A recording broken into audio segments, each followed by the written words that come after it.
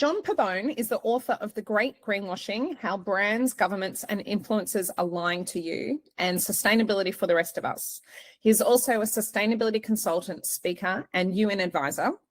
John has 60,000 followers on TikTok, and his recent speaking engagements include the Uber Literary Festival and Mumbrella. Media coverage includes ABC News Breakfast, Channel 9, and CNN. John, thanks a lot for coming on the podcast. Absolutely happy to be here. Thanks for having me. I was really impressed by your TikTok following, and so I really would love to hear about that. But also I thought it was really interesting. You've got 2 books and you've self-published one and gone traditional for the other. Could you tell us about your books and why you made the decisions? Absolutely. So the first book I published back in 2020, Sustainability for the Rest of Us, was my self-published book. And I think it took a long time for me to get to the mental headspace of saying I will self-publish, because I think I'm a little arrogant sometimes about stuff like that. And, you know, there's a lot of connotations around self-publishing, how it's not really publishing. You haven't really been a published author if you go that route.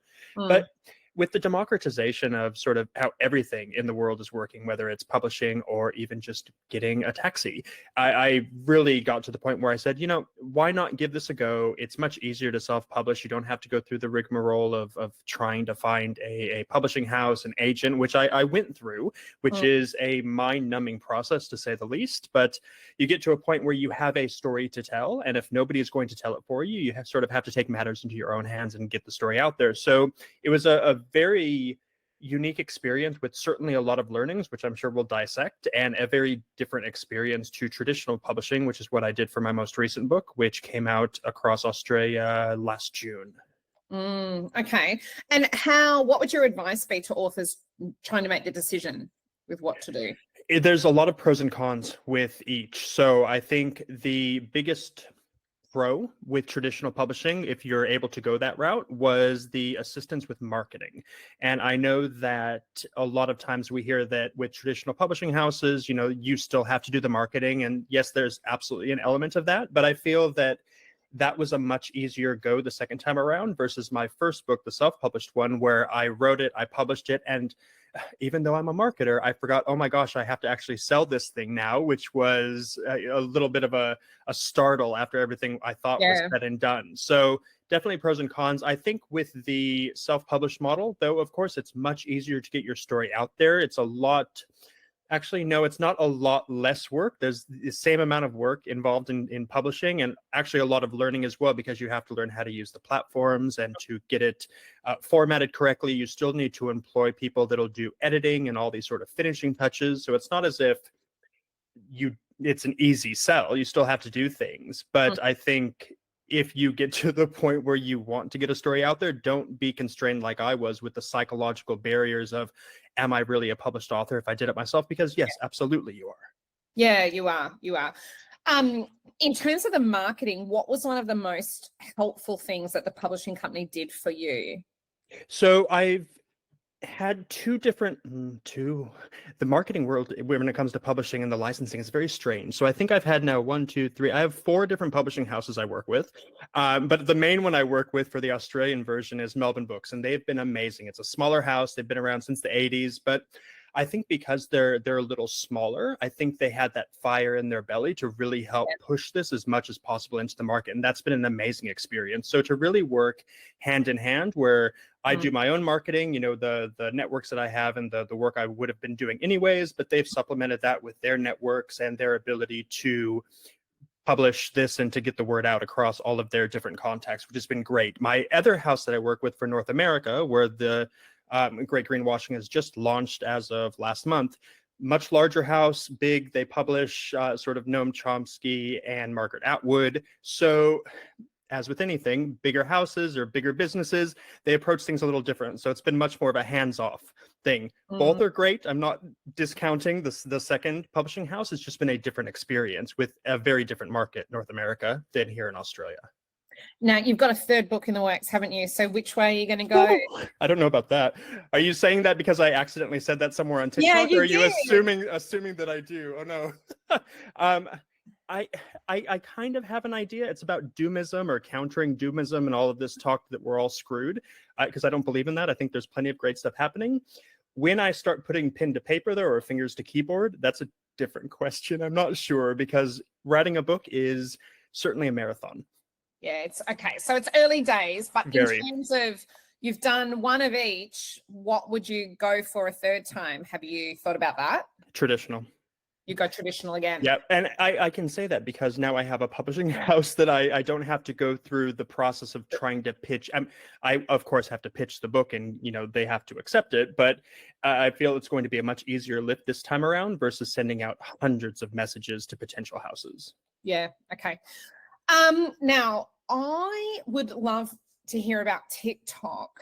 Now, your TikTok following is really big. What has your approach been to TikTok, and has that changed over time? Does accidental count as an approach? Really?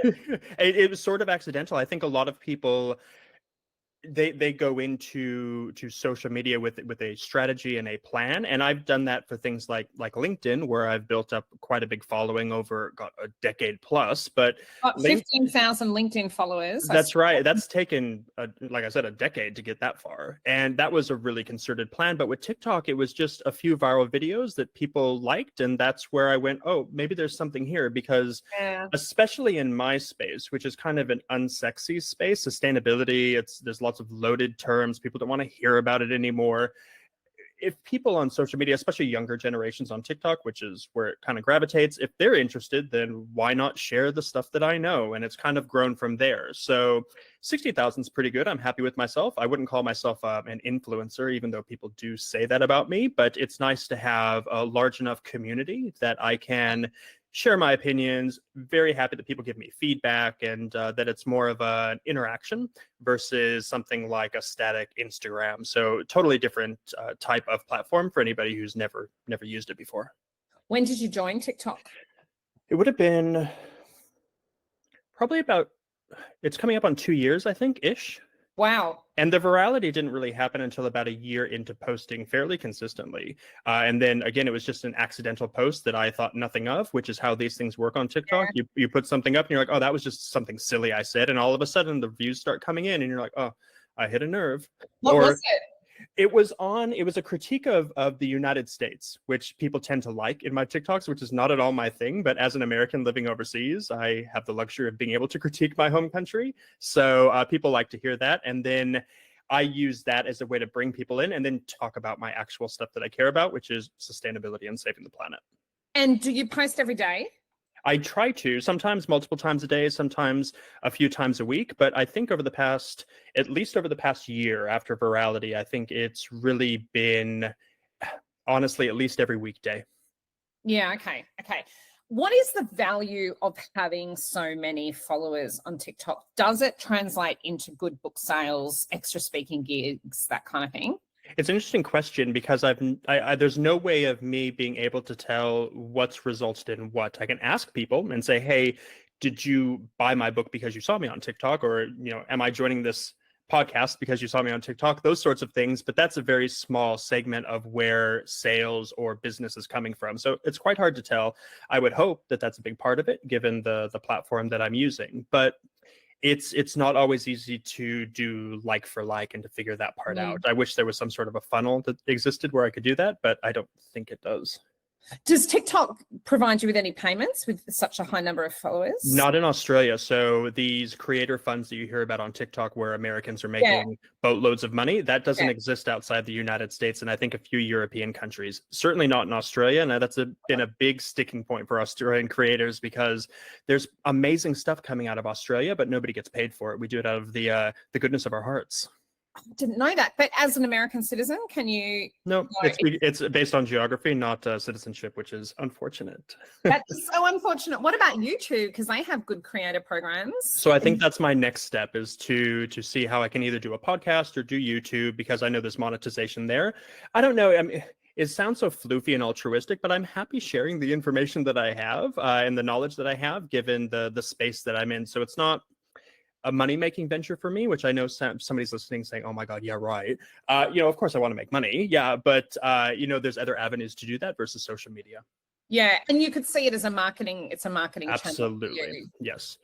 And the people that are successful on things like TikTok understand how to take what you're doing on TikTok and create business from that somehow. So they have something in the back end that's working as part of their marketing strategy. Those that just do it for fun tend not to have any business that's associated. Do you use the book talk hashtag? I don't. I tried to get into it before I published in Australia last year, but it just never really took off. And I know it's become quite problematic recently. So I've heard. I'm not in the book talk community, but I know, and particularly it's very much geared towards fiction writers versus nonfiction. So I think there's a few barriers there to me getting into book talk. But when I go to like Dimmicks and stuff and I see the book talk section of the store, I'm like, oh gosh, that would have been really good to get into. But when you say get into, isn't it just a question of adding the hashtag? It is, but then getting that the attention onto you from it can sometimes be hard because it's a saturated hashtag, right? Versus sustainability, which is not nearly as saturated. Okay. Have you got a community there of other authors? There are a few, which is great. Authors, marketers, experts as well, which is nice to have a little bit of that camaraderie, especially if I say something that people don't understand. Other people can chime in and help me out a little bit, which is always nice. So the community does exist, which is really, really good. With sustainability, though, it's interesting because there's not a lot of authors in the space, at least not that are using TikTok. There's a lot of older folks that are doing it, which is great. A lot of academics as well, but really approachable everyday nonfiction sustainability writing is a rare thing to find. It is so interesting that you are on TikTok, because it's not like TikTok is becoming long form, which, you know, I find very interesting. It's becoming an all-inclusive platform. It's not just the dancing and the cats anymore and the Gen Z, but would you say that the academic sustainability community is growing on TikTok? I think there's an element of that. And certainly as TikTok has expanded from what used to be, 1 minute was kind of the limit of what you wanted to create. And then it became 3 was a big deal. And they've just recently launched for certain creators 30-minute long videos. So I don't know if people are going to want to watch 30-minute videos on TikTok, but maybe we'll get there. I don't know. I think TikTok in a lot of ways has reduced our capacity to absorb information. We want it small and bite size. So that's the monster that they've created. But I think as we're able to do, let's say 3 to 5 minutes, I think is a really nice amount of time to get a point across, to go into a little bit of depth and to start to engage in a conversation, versus particularly with the sustainability space or anything in science, which is not my area. Like, how are you supposed to get a point across in 30 seconds? It's very, very hard. And that just leads to a lot of miscommunication, which I learned early on is an issue with people watching videos. You have to be very precise and very exact with what you're saying, because it will 9 times out of 10 get misconstrued. But luckily with these longer form videos, more people will come on and offer that deeper content that I think people are wanting. They don't want to see dancing anymore. Some do, but they want to learn something. Yeah, well, I mean, there was a study someone was quoting about, it is the number one source of news for so many people. And also hearing things that were not covered in mainstream news and sort of saying to their parents, but that's not the full picture, which is really interesting. Have you had some negative encounters with people misunderstanding? All the time.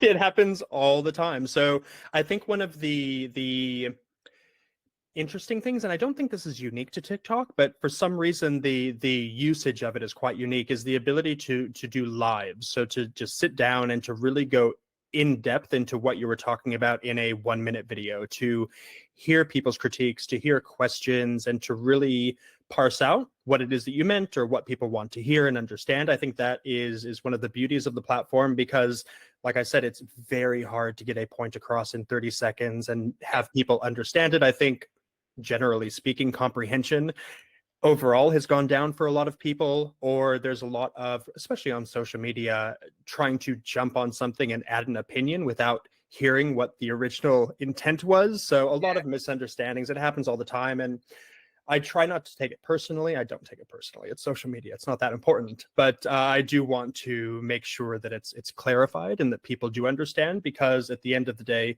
there's a reputation element on the line. I don't want to be seen as giving out misinformation, but also nobody wants to be lied to. Yeah, sure. What would your advice be for an author who's not yet on TikTok considering it? Would you say go for it? Absolutely go for it. I think even though it gets a lot of bad press, particularly in the United States, there's still so much opportunity there. It's not a saturated social media channel, even though there's billions of people for sure, there's still plenty of opportunity. And I think the platform, from what I understand, it incentivizes sort of new accounts and people trying to make a following on there, which is great. I would caution people not to chase going viral or virality, because that is a rare fleeting thing and it's not so important, but to really build a community as much as possible. And I look at the amount of followers I have now and I think, gosh, like if I'm fortunate enough for it to go even bigger, if it's past 100,000 or whatever it might be, how do I make sure that with a larger number, I'm still keeping that community there? Because that for me is the most important part. And I think a lot of times as you grow on social media, you lose a bit of that community element, where with 60,000 people, some people are following me for one type of content. Some people are following me for another type of content. Some people are just randomly following me for no reason at all. So how do I make sure that we're all sort of engaged in a conversation and I'm pleasing everybody, which is not an easy balancing act. What do you say in terms of the advice that is generally given, which is about collect emails, don't rely on a platform? Not that you do, you have followers on many different platforms, and I'm sure you have a big newsletter subscriber base also. No, you do not. Okay. I'm shaking my head on the newsletter. It's been one of my things that I've just never... I was going to say I've never been successful at, but that just means I've never invested enough time in doing, which, and I know especially for authors, the traditional things that we're told is that you build your newsletter and you use those sort of captured contacts to then promote the work that you're doing, promote your sales and your book, which is fine if you have a massive, database. Absolutely. I think that's the holy grail. I don't think it's the only holy grail though. Okay.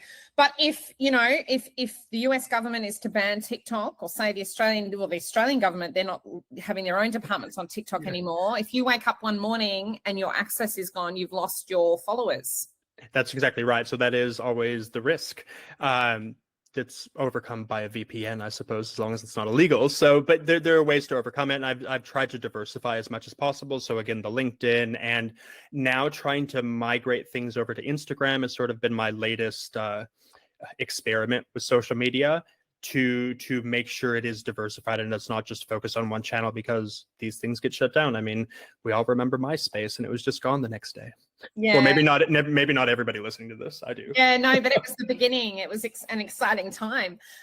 That's because I've heard Instagram, because you mentioned saturation just before, Instagram has such a high number of people putting out content. It is higher than the people viewing it, whereas that's inverted on TikTok. There's fewer people producing content and so many people consuming it. So the numbers are real. I mean, the numbers can be, you do a refresh and for you, it must be jumping by the thousands. Sometimes for me, it's by the 100, but especially with a video that's going semi-viral or starting to gain traction, it can be overwhelming. And I tell people, I read all your comments, but I may not reply to them all. And I think that's a fair promise to folks. And even that can sometimes be a stretch, but I try my best to do that. And that goes back to this idea of community, of knowing what people are saying and the opinions that they have. But those stats around the inverse with Instagram is quite interesting. And what I've found, and again, this is an experiment that I've just started, that there are ways to, for lack of a better word, game Instagram to your benefit. So you can still do that. It's not as if it's entirely saturated where it's only people posting in bikinis and, influencers doing their thing. I think particularly for people with business, that seems to be almost what's being prioritized now. I see a lot more business type content, which is fine. We have to change our outlook of what Instagram is, because usually you think business content equals LinkedIn. But, as long as we get over those little mental hurdles, I don't see why you wouldn't capitalize on the opportunity while it's there.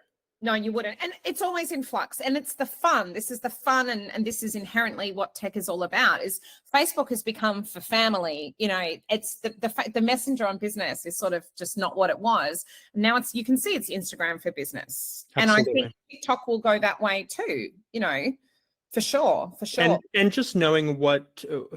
I suppose it's very difficult to predict when the change is going to happen, but like you said, just go with the flow and have fun with it. I think people who put, and I get why people put a lot of emphasis and time and so much of their life into identifying with a particular platform because they're making lots of money off of it. I get that, but that's probably a dangerous position to put oneself in if all your eggs are in one proverbial basket. Yeah.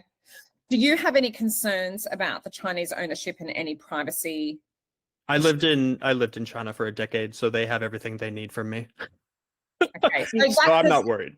That could make you more worried because you would have insights into, but you're not worried. You are not worried. No, not at all. I think it's there are obviously concerns with data privacy around the world. It's not just a Chinese thing. I think the implication that the Chinese Communist Party is doing something nefarious is a red herring just for political purposes. But no, as somebody who lived and worked in China for a decade, I am not concerned that Xi Jinping is watching my TikToks or anybody's TikToks and watching people dance. I think he has a few billion more things that are probably more pressing to be concerned with. Yeah. Okay. If you had advice for authors looking to build their following starting out, what would your tips be? It's an interesting question. And I think the first one that comes to mind is certainly knowing whether, and I'm going to get this phrase wrong, but I'm going to try it anyways. Let's see.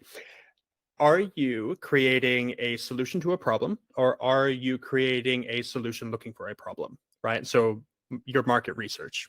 Are you actually providing something that is useful, or has it been done and you're sort of forcing it in? I think that is it's a hard thing to overcome in your head, because everybody thinks they have something that's so unique that they want to present to the world, and all ideas are great, but sometimes it may be saturated and millions of people may have already talked about it. So maybe find something else. I think that is probably the first and foremost thing is, are you providing value to your intended audience? Have you done your research?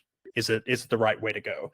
And then going from there, figuring out, okay, if that's the case, what is my audience? What are they asking for? How do I build community with them? And that's your starting point. And then begin to package whatever you have up into a beautiful book that will eventually get out into the market. So it really does come down to that, developing gosh, I hate that I'm going to say this, a prospectus, which nobody wants to hear, but these are the things you sort of have to do. It's like with any business, you have to have a business plan. You can't just go into it roughshod, or else you'll probably be disappointed. Yeah, of course, there are plenty of people who have done it roughshod and they've been successful, but that's probably the outlier, not the rule. So do you kind of at the start of the week or the month, do you kind of sketch out what you're going to say on TikTok, or is it more organic? So I do it sort of once a quarter at the beginning, and then I leave a little bit of flexibility, and then I'll do it by month, and then I'll do it by week, especially for TikTok, to make sure I'm creating things that are relevant to whatever is happening, especially in the news. There are particular things I can talk about that are sort of evergreen content, but a lot of stuff that I do talk about does respond to current events. I think it's important from an algorithm perspective because the algorithm likes current events, but also nobody wants to hear me talking about things that happened 6 months ago. So there has to be a level of flexibility in the content that's created. Okay. And what's the highest number of views that one of your videos has gotten?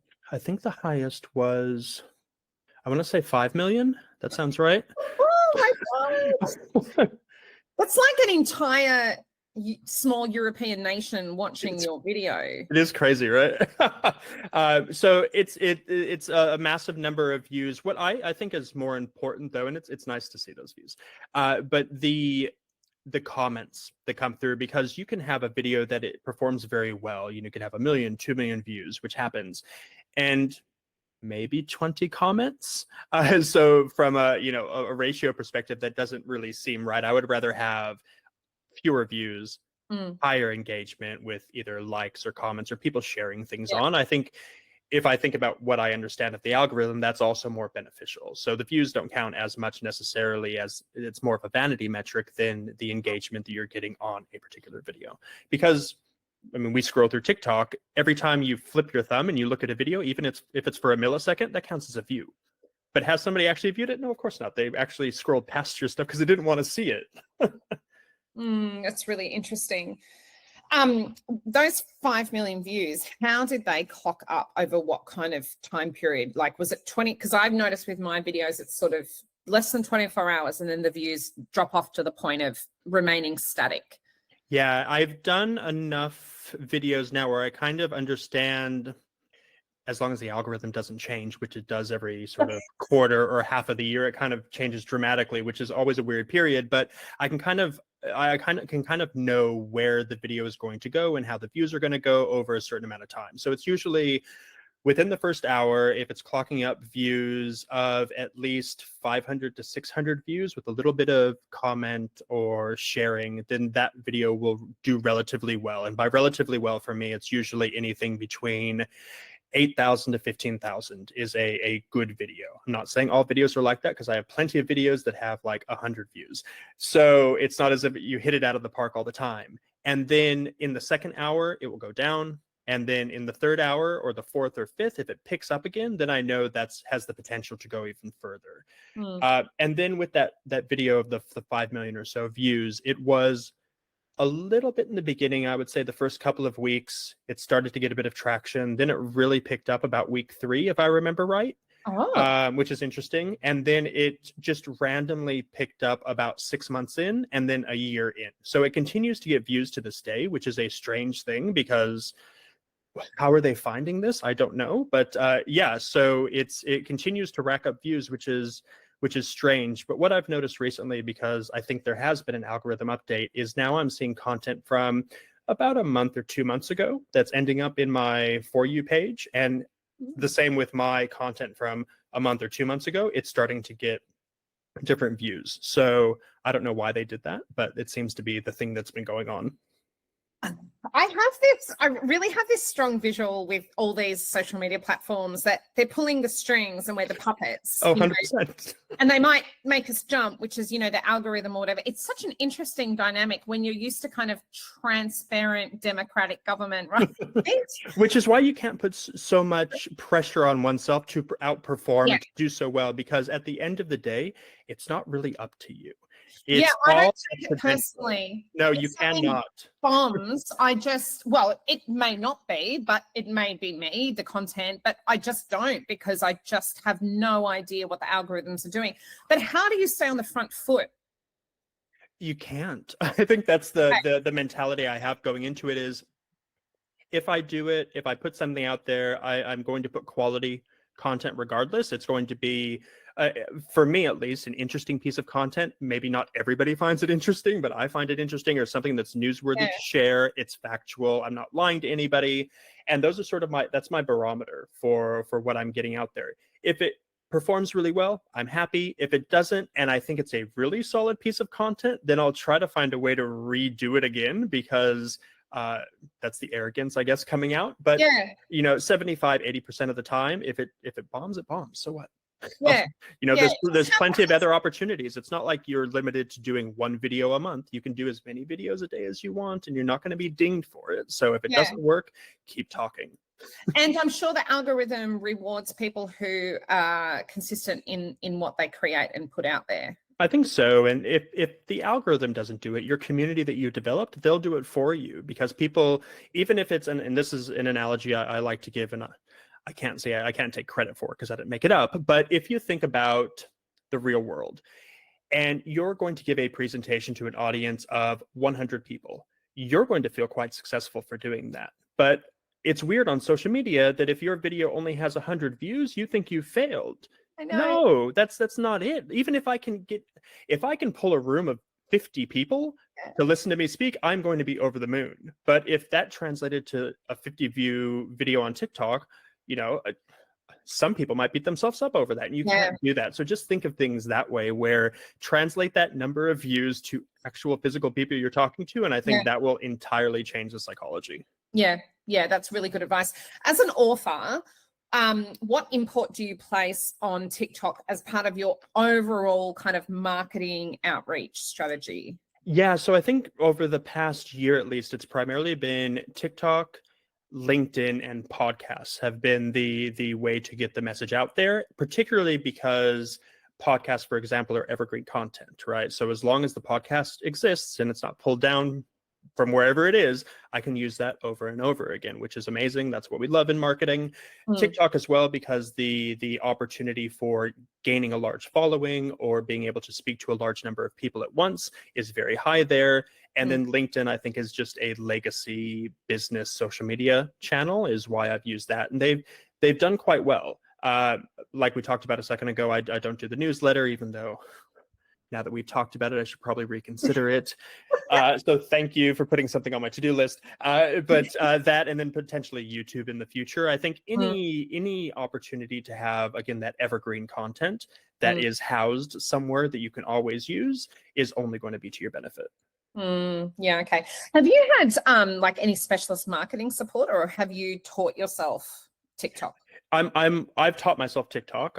So using a lot of the originally a lot of the creators that would talk about how you properly use TikTok, how you market yourself, what the algorithm is, how to niche down, all these sort of tips and tricks that there are plenty of profiles that's all they specialize in, which is amazing. I don't follow them anymore because you've learned it. I've learned it, so let them help others. But that's been super useful early on from a learning TikTok perspective. And I know they exist for all social media platforms to varying degrees of reliability. But I think that's one of the interesting parts of these experiments is you do have to do a bit of research and to truly understand what each social media platform is doing and how to best capitalize on it. Fantastic. All right. That was fascinating. Happy to help. I hope it helps somebody. Yeah, no, absolutely. I always encourage my authors to go on TikTok because I really do feel that you can get good results. So speaking to someone who's mastered TikTok is pretty awesome. I have a long way to go. Well, I would love to emulate half your success. So thank you very much. No. What's your TikTok handle?